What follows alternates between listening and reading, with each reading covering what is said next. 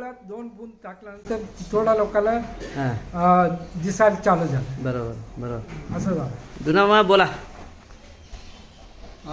बोला की थांबा का म्हणता बोला ह्या माहिती सांगा की हां सांगा की मग कन्नड मराठीत मराठी मराठी मराठी तिथं सगळं आमचं गँग येत होतं बाळूमाची बकरी घेऊन. हां बकरी घेऊन गँग सगळी आल्यानंतर मास्तरांच्या शेतातली तिथं बोजा टाकत होतं. हां. मामांचा तंबू असायचा, बिराड असायचं.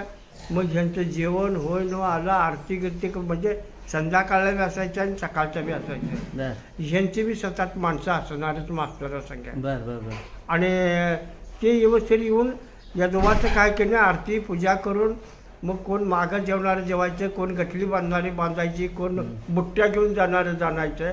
त्याला पिल्ली तर घेऊन त्या बुट्टीतनं ते असलं काय वाढ नव्हतं.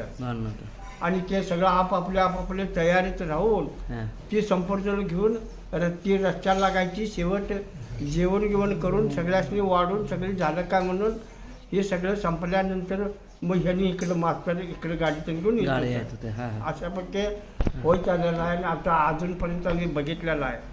हां मग त्या शेताबद्दल आणि ह्यांचं पाहुणं पै ह्यांनीच सगळं येऊन पुढे करणार इथं जवळीवाले काय पाहिजे घोड्यातली कडवा म्हणजे बघा दोंडाप्पा त्यावेळेला इथं मामांना पुढचं काय माहित नव्हतं. तर ह्यांचं पाहुणं इथं होतं जवळीवाल्यांचं. जवळीवाल्यांनीच त्यावेळेला इथं ओळख करून दिली असणार यांची.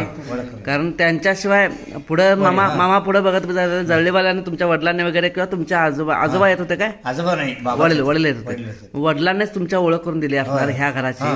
आणि त्यामुळे फुलगड्डीचा एक मुक्काम इथं तयार झाला. फुलगड्डीच्या अलीकडे कुठला मुक्काम व्हायचा ते सांगा. फुलगड्डीच्या आधी कुठला मुक्काम संगणगिरीच्या आधी ते कोटबागीत आरबाई वगैरे काय नाही.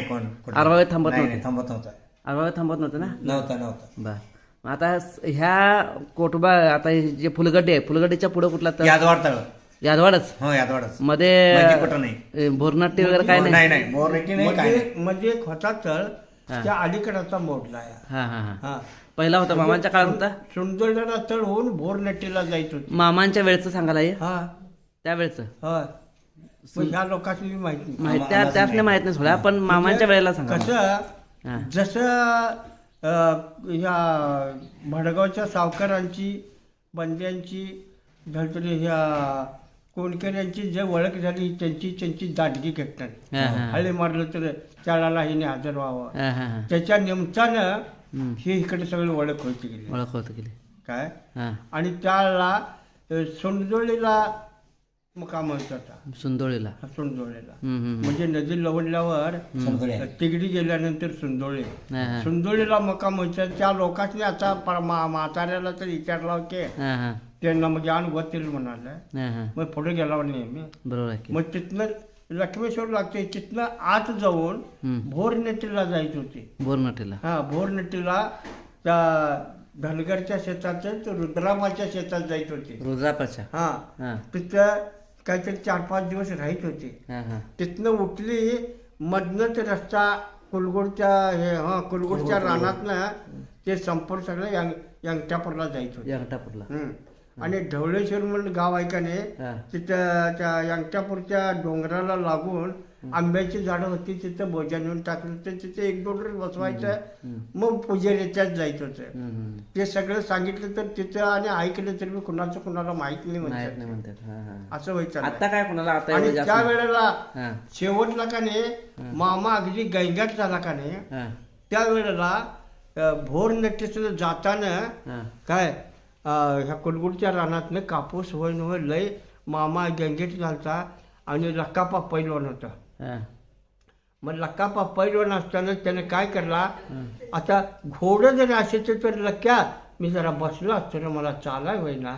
अरे त्या सरकारी घोडं आहे की मामा आणि तुम्ही असं काय म्हणाला हे घोडं कशाला बाळी गेले असं तो म्हणायला गेला. म्हणून तो पाठवालावरून गेला. पाठवालावरून घेऊन जाताना आम्हाला वाईट वाटायला लागलं.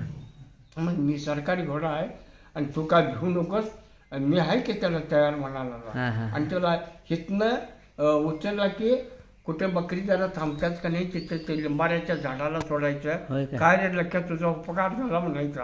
हा, हा, हा. म्हणून आता ते जगात म्हटलं तर तो लक्का पण चार्ज मारला. हा, हा. त्या तेवढी देवाची जे सेवा केला हा, हा. ते लक्का पण चार्ज मारला. लक्कापा चान्स हा केरूरचे लक्कापा पहिलवान त्या लक्का पण लक्कापा पहिलवान. मग ते हे एवढं सांगितलेलं एवढं माहिती त्याच्या घरात नाही. हा, हा. हा घरात नाही. एक अचानकच भेटला आदमापुरावर हा, जेवण करायच्या जागेला आलता जत्रेत.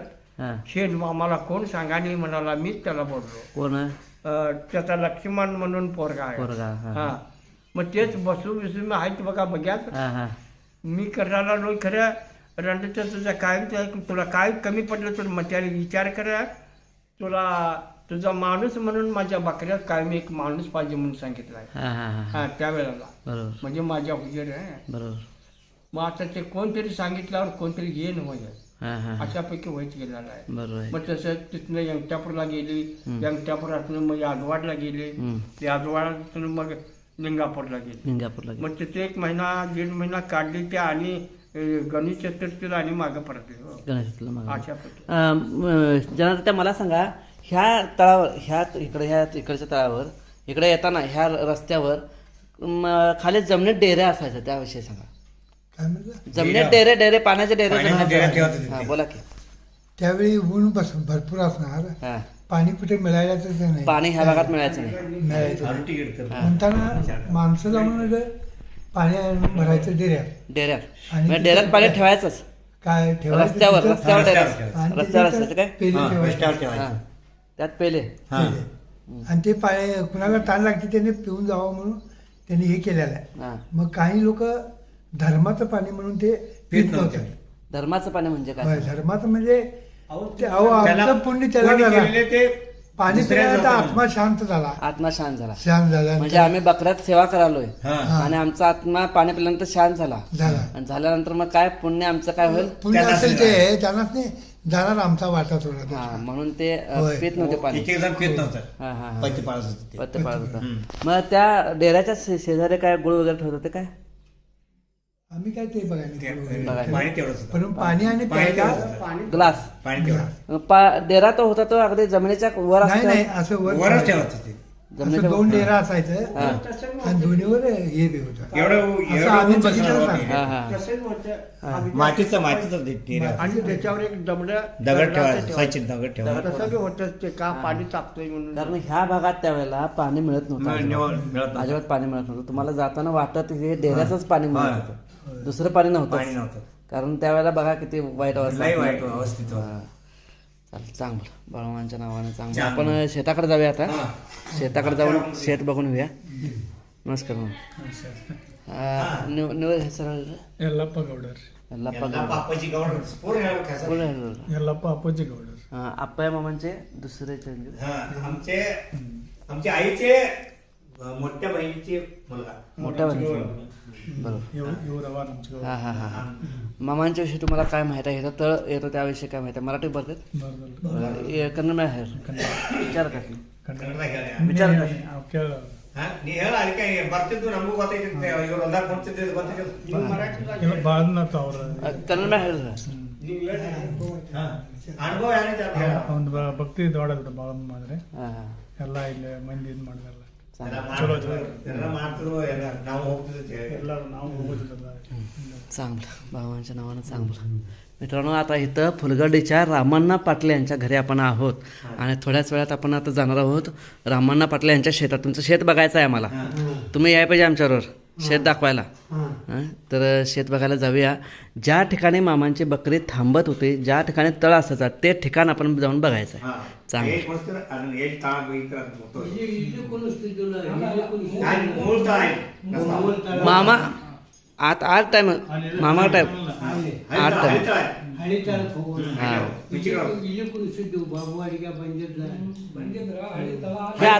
हे आताच सांगालेत ना इथं बसवलं.